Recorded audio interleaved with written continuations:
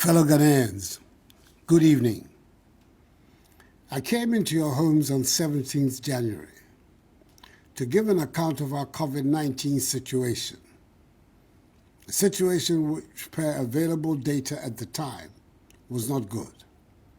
To this end, I appeal to you, my fellow Ghanaians, to help contain the spread of the virus by respecting the protocols government had put in place.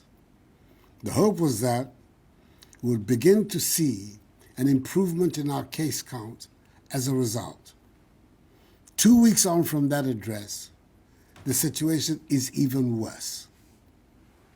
As of Friday, 29th January, 64 more people have sadly died over the last 2 weeks, bringing the total number of confirmed deaths to 416. Our hospitalization rates are increasing, with the number of critically ill and severely ill persons now at 172. Our hospitals have become full, and we have had to reactivate our isolation centers. Our average daily rates of infection now stand at 700, compared to 200 2 weeks ago. The total number of active cases has more than doubled, from a little over 1,900 2 weeks ago to 5,358 currently. When I delivered update number 22, 13 out of the 16 regions had recorded active cases. Today, all 16 regions have active cases. Indeed, Greater Accra, Central, Western, Ashanti, Eastern, Upper East, Upper West, Volta, and Northern regions are the hardest hit, accounting for 94% of the total number of active cases. In effect, fellow Ghanaians, we have a lot of work to do in coming to grips with the disease.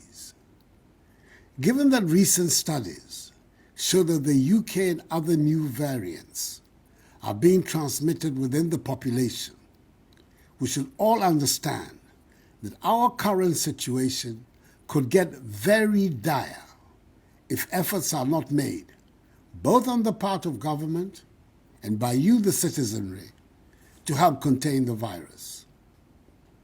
The analysis continues to tell us that the spread of the virus mostly occurs in indoor confined spaces with poor ventilation, where people are talking, singing, or shouting without their masks. The imposition of restrictions on our daily routines helped in reducing the prevalence of the pandemic in the country, and government has been left with no option but to reintroduce some of these restrictions in order to help save the situation. I know these measures in the recent past were unpleasant, but over a period they resulted in a favorable situation for the country. We have to return to them. So, fellow Ghanaians, until further notice, funerals, weddings, concerts, theatrical performances, and parties are banned. Private burials with no more than 25 people can take place, with the enforcement of the social distancing, hygiene, and mask-wearing protocols. Beaches, nightclubs, cinemas, and pubs continue to be shut. Our borders by land and sea remain closed. All workplaces, public and private, must employ a shift system for workers, in addition to the use of virtual platforms for business or work. Conferences and workshops can take place with all the appropriate protocols. However, I encourage the use of virtual platforms for such engagements. Restaurants should provide takeaway services and should, as much as possible, avoid seated services. The National Sports Authority and the Ghana Football Association should ensure compliance with a 25% capacity rule in our stadia, with spectators respecting the social distancing rule and wearing of masks.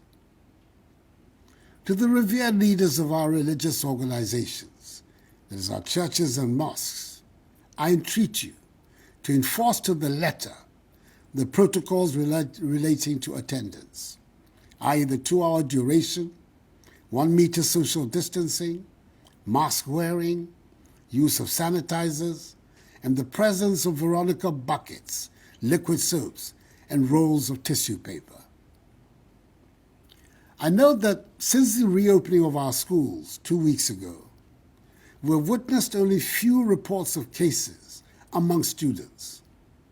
I appeal to school authorities and teachers to enforce the guidelines provided by the Ghana Education Service, and I urge the Ghana Health Service to continue their surveillance at the schools so we can contain any reported cases. As we step up public education and enforcement of the protocols of public gatherings, let me also state that regulatory agencies will undertake random checks to ensure conformity with these rules, and the security services will be tasked to enforce them. You do not have to be arrested by the police before you wear your mask. Your workplace should not be closed for non-conformity with the protocols. If there's no urgent reason for you to be outside, please stay at home. Each one of us can help to contain the spread if we continue to practice the measures of social distancing, washing our hands with soap under running water, refraining from shaking hands, and wearing our masks whenever we leave our homes. These measures must be respected by all. I urge you, my fellow Ghanaians, to continue to pay attention to your health, improve your fitness levels, and eat our local foods that boost your immunity. Should you at any time feel unwell or exhibit the most common symptoms of COVID-19, such as fever, dry cough, tiredness, please report to the nearest health facility and get tested. COVID-19 tests are free for all Ghanaians at public health institutions. If a Ghanaian citizen returns a positive result, the cost of care at isolation and treatment centers will be borne by government.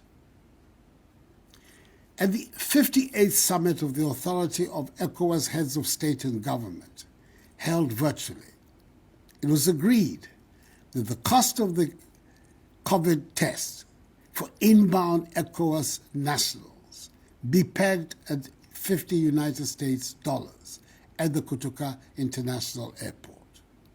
The cost of the test for non-ECOWAS nationals still remains $150 United States dollars. ECOWAS nationals and travelers who test positive will bear the cost of the mandatory isolation and treatment.